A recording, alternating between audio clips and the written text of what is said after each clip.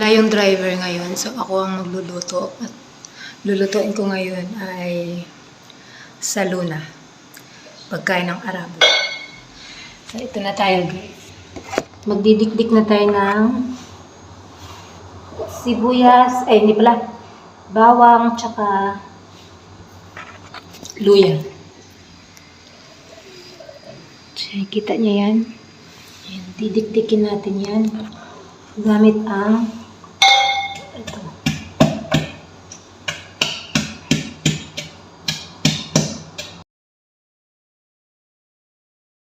Ng asin kasi nakikita ko yung nagluluto dito. Nilalagyan niya ng asin pag nagdidikdik siya ng bawang tsaka luya. Kasi yung nagluluto, pag once na wala yung nagluluto, ako yung pumalit. Ako yung magluluto. Tapos na. Nakakangalay. Ang hirap ng all araw ng trabaho. Hindi pa ako nakapaglinis sa loob. Dahil unahin ko muna itong pagluluto. Dahil wala silang may kakain yung dalawang anak ng amo ko. Of course, inom tayo ng chamomile tea. Ayan, masarap to.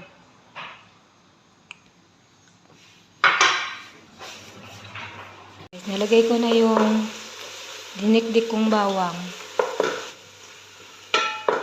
Hinalo ko na siya sa sibuyas.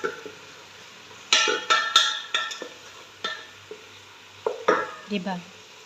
Madaming sibuyas. Pag sa Pinas yan, tipid na tipid tayo sa sibuyas dahil sa sobrang mahal. Pero dito sa abroad, kung magsawa ka sa sibuyas, ang daming sibuyas. Kasi mura lang yung sibuyas dito. Ngayon, dito naman tayo sa manok. Maghiwa na tayo ng manok. Magtitinola ako. Alam natin kasi hindi naman ako nakakain. Minsan na, pag masarap talaga yung luto, nakain ako ng pagkain Arabo. Pero pag may time na ayaw ko talaga, hindi ako nakain. So, magluluto ako ng sarili kong ulam. Sarili na may ulam. Madami pala kami dito mga Pinay. Ngayon, dahil hindi ko kaya siya.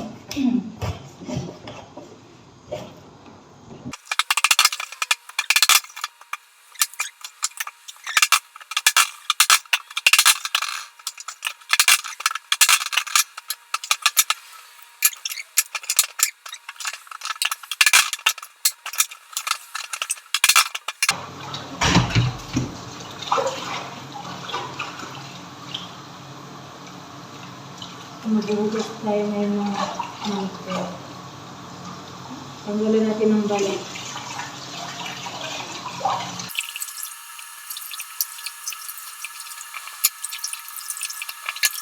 Ang kalahatan na ito. Kasama na dito yung sa mga amo, tapos sa mga driver. Sa aming mga katulong, nagawa na lang kami ng sarili namin. Hindi na kami isali dito sa pagkain. So, dito ako ng tinola.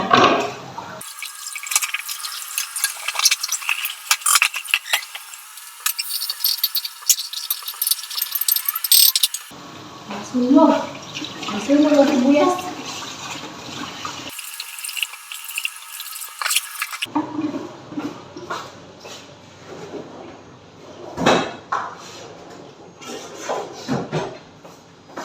Lagyan natin sa strainer. Okay. Para. Okay. Patuloy natin yung tubig. Next natin gagawin ay mag-blend ng kamatis.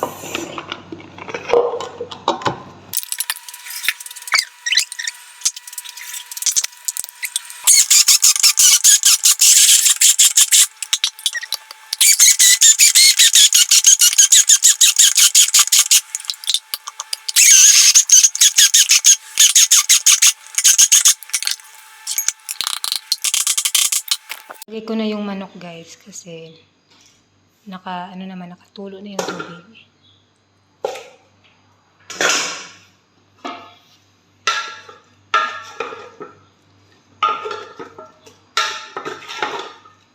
Medyo nag-brown yung sibuyas. Pero okay lang yan kasi matakpan man yan mamaya pag nilagyan ko na ng sauce. Kasi lalagyan ko pa ng tomato sauce yan para magkulay pula. Next natin gagawin ay magtakal ng bigas. Magtatakal ng bigas.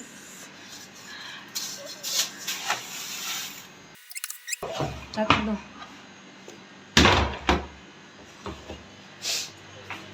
bigas. Tatlong takal. So, lahat na yan. Driver, katulong, at amo. Bugasan natin. Bababad ko pa yan. Sakit ang mata ko.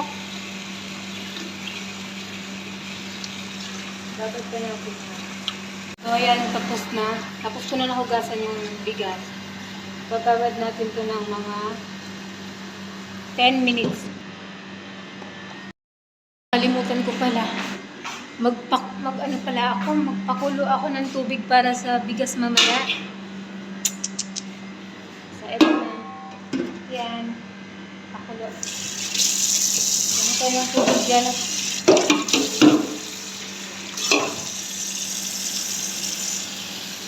Kasi iba kasi dito magluto ng kanin. Pakukuluan yung kanin. Tapos, pag i-check mo yung kanin kung medyo okay na, malambot na. Pag malambot na siya, ilagay mo na siya sa strainer. Salain yung kanin, then ibalik ulit sa apoy. Pero mahina na. Mahina na yung apoy. Ganun ang pagluluto ng kanin nila dito.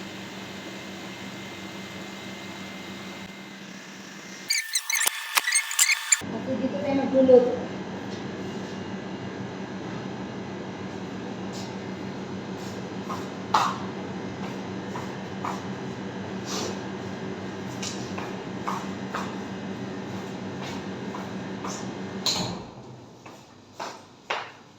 Hindi pa ako nakapaglinis sa loob ng bahay. Ay talaga.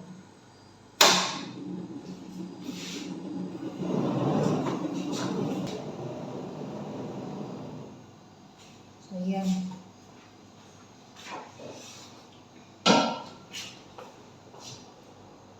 Ito na. Kanin. Tapos, lagyan natin ng mantika yan guys. Kasi ganito sila magluto ng kanin. Nilalagyan ng mantika. Okay. Tsaka, asin. Nalagyan ng asin.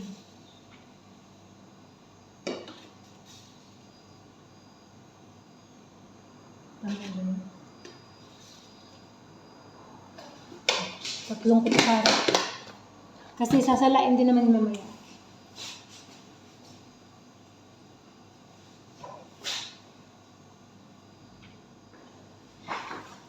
So, pakukuluin lang yan. Tapos, pag kumulo na, tsaka ko na ilunod yung bigas.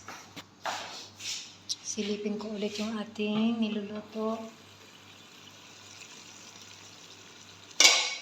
na manok. So, yan, na siya, nagtubig na siya.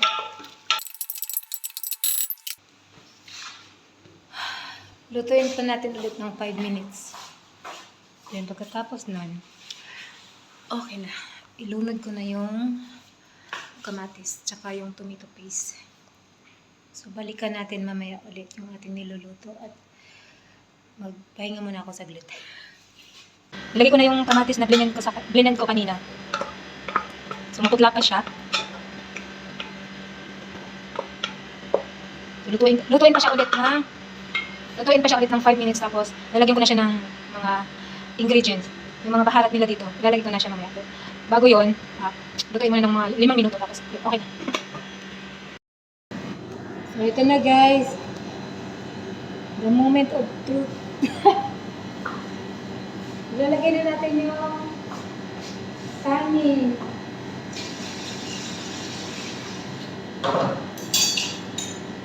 Kasi kumulo na yung tubig, lagyan na natin. Ay, tikman ko muna yung tubig. Ano mo na kung makasulang alat?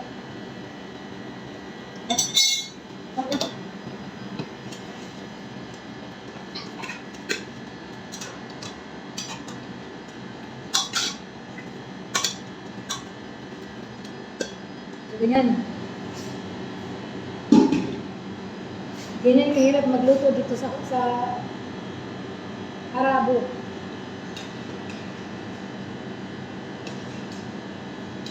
Diba sa atin, pag nagluto tayo ng kanin, diretso na, lagyan natin ng tubig, tapos okay na, hanggang sa maluto. Dito, kailangan mo kang magpakulo ka pa ng tubig, pag kumulo na yung tubig, tsaka mo na ilunod yung bigas, pag lumambot na yung kanin, tatanggalin mo na naman, babalik mo na naman sa apoy, diba? Napakahirap. E paano pag malaking kaldero, ay, ang bigat.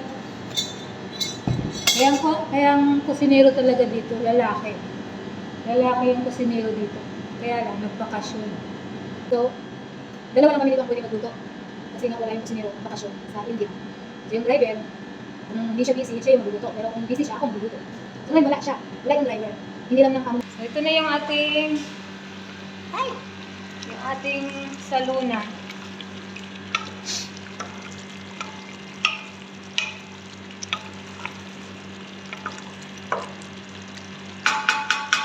Yung mga ingredients ng ating saluna at ilalagay ko na yan dito.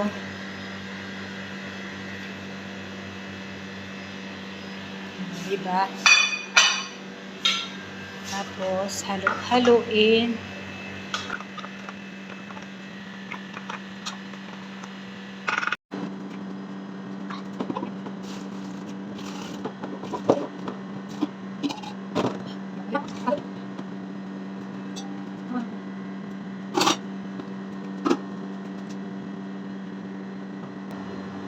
Tuloyin ko lang siya.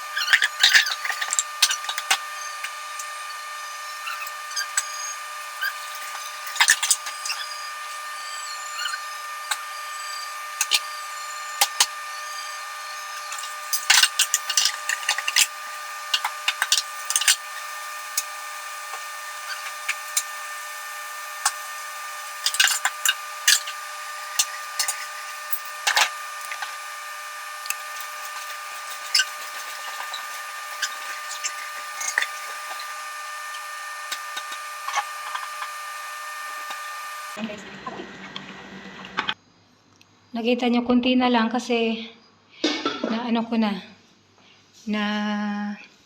nahain ko na. Oh, yung kanin natin, ayan, kunti na lang.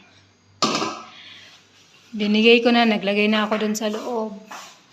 Naglagay na ako dun sa loob para sa amo ko, tapos ito sa mga driver. Ayan. Sa mga driver, kanin nila. So, tapos na.